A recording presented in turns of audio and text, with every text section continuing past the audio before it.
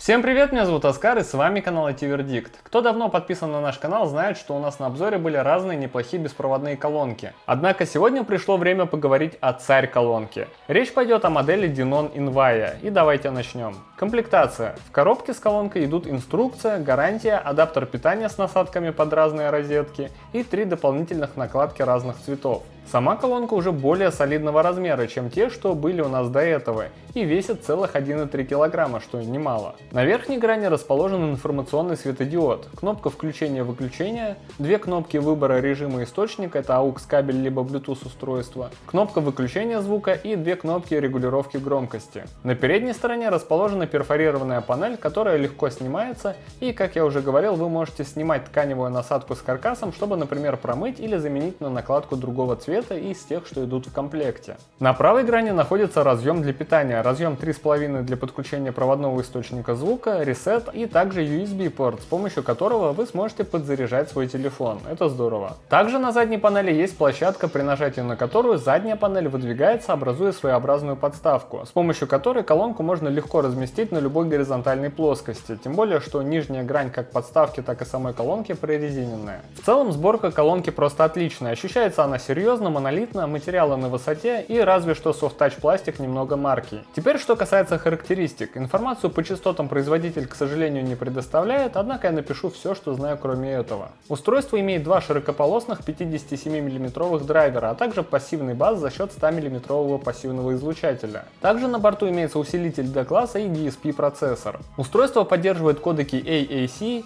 SBC и, что немаловажно, aptX Low Latency, что позволяет смотреть видео без рассинхрона голоса и видеоряда, а это частая проблема с другими портативными устройствами, работающими по Bluetooth. Время работы от аккумулятора до 10 часов, а полная зарядка длится около 2,5 часов. Размеры устройства 255 на 141 на 48 мм. Также устройство имеет NFC и позволяет сопрягаться с 3 устройствами одновременно.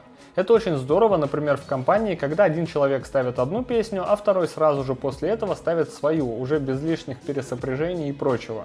Ну и теперь, конечно же, поговорим о звуке. Те, кто знаком с компанией Denon и с тем, что она производит, думаю, не удивлены, почему я назвал эту колонку царь-колонкой. Звук для своего размера просто отменный, притом как по звучанию, так и по громкости. Колонка звучит очень чисто, мягко и при своих размерах дает басы. Я в это сперва не поверил, но они прям есть, и это не атрофированное подобие, а полноценный бас. Особенно шикарно колонка звучит, если разместить ее, например, в стенке, где она и стоит у друга, у которого я ее взял. За счет резонирования окружения звук становится еще объемнее, и такая колонка с легкостью делает, если не по громкости, то по звучанию недорогую 2.1 компьютерную акустику.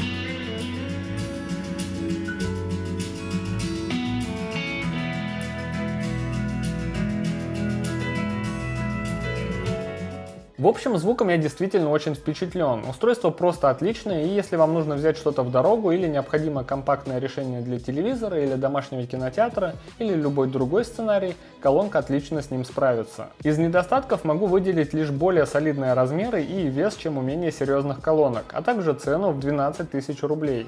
Однако, на мой взгляд, возможности колонки и звук, который получается извлечь как раз таки из-за конструкции и размеров излучателей, с лихвой компенсируют эти минусы. В общем, на мой взгляд, это отличное решение, которое я могу порекомендовать всем и каждому, если вы присматриваетесь к подобным портативным вариантам. И на этом я буду заканчивать.